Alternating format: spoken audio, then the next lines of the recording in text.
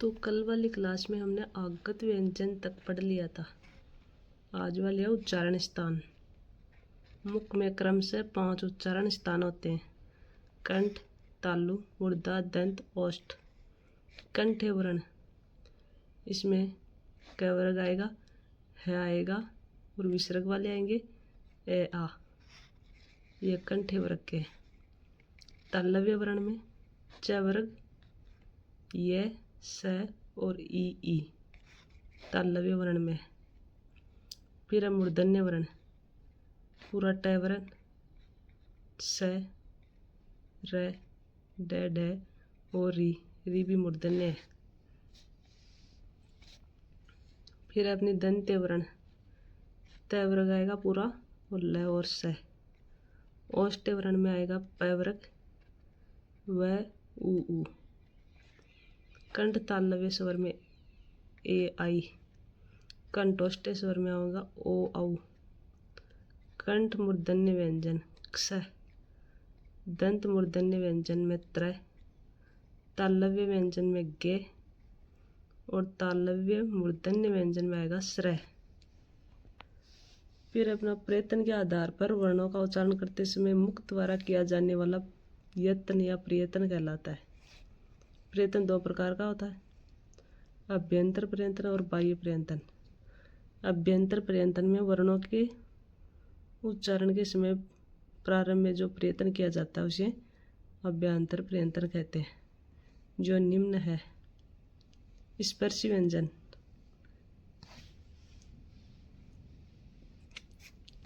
जिन व्यंजनों के उच्चारण में श्वास का जिह्वा या ओष्ठों से स्पर्श होता है तथा कुछ अवरोध के बाद श्वास स्फोट के बाद बाहर निकल जाती है, जैसे क वर्ग, ट वर्ग, त वर्ग और प वर्ग के आरंभिक 4 वर्ण क ख ग घ, ट ठ ड ढ, त थ द ध और प फ ब भ आरंभिक 4 है। फिर स्पर्श संघर्षी व्यंजन। फिर अपना स्पर्श संघर्षी व्यंजन, वे व्यंजन वर्ण जिनके उच्चारण में कुछ संघर्ष के साथ श्वास वायु बाहर निकलती है, जैसे च, छ, ज और च। नासिक के व्यंजन, जिनके उच्चारण में श्वास वायु मुख तथा नासिका दोनों से बाहर निकले, जैसे ड, ण, न और म। उत्सिक्त व्यंजन, जिन व्यंजन वर्णों का उच्चारण करते समय जिह्वा उलटकर श्वास वायु को बाहर फेंकती है, वे उत्सिक्त या द्विस्पृष्ट या द्विगुण या ताड़न जात व्यंजन कहलाते हैं, जैसे ड और ड। फिर अपना लुंठित व्यंजन, जिन व्यंजन वर्ण का उच्चारण करते समय वायु जिह्वा के ऊपर से लुढ़कती हुई बाहर निकल जाती है, उसे लुंठित व्यंजन कहा जाता है। चूँकि इस वर्ण का उच्चारण करते समय जिह्वा में कंपन भी होता है, इसे प्रकंपित व्यंजन भी कहा जाता है, जैसे र लुंठित है। संघर्षहीन व्यंजन, वे व्यंजन वर्ण जिनका उच्चारण करते समय वायु बिना संघर्ष के बाहर निकल जाती है, वे संघर्षहीन व्यंजन या अर्धस्वर कहलाते हैं, जैसे यह और वह।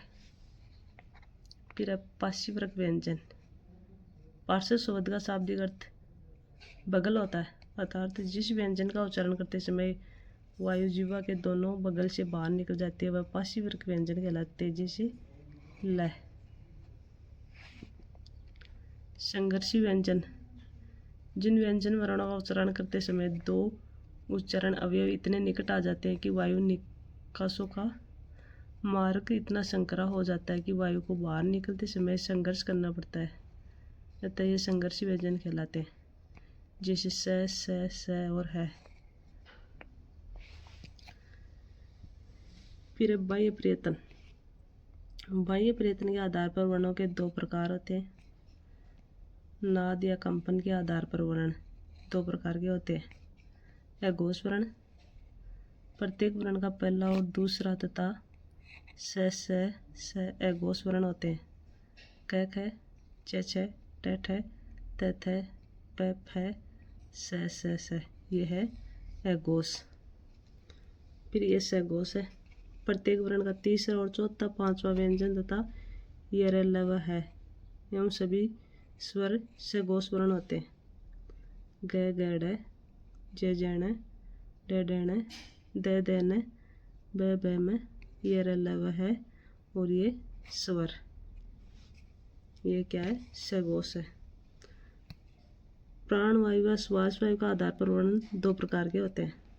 अलग प्राण वर्ण, प्रत्येक वर्ग का पहला, तीसरा व पांचवा व्यंजन तथा ये र ल व एवं सभी स्वर अलग प्राण होते हैं। ये आप देख सकते हो, क ग ड, च च पहला, तीसरा और पांचवा। फिर है महाप्राण वर्ण, प्रत्येक वर्ण का दूसरा व चौथा वर्ण स स स है महाप्राण होते हैं।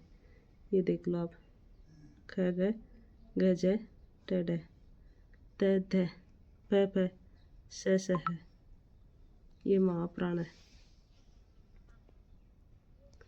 फिर अगला टॉपिक अपना रहेगा विकारी शब्द का। ये विकारी शब्द है, ये हम कल करेंगे।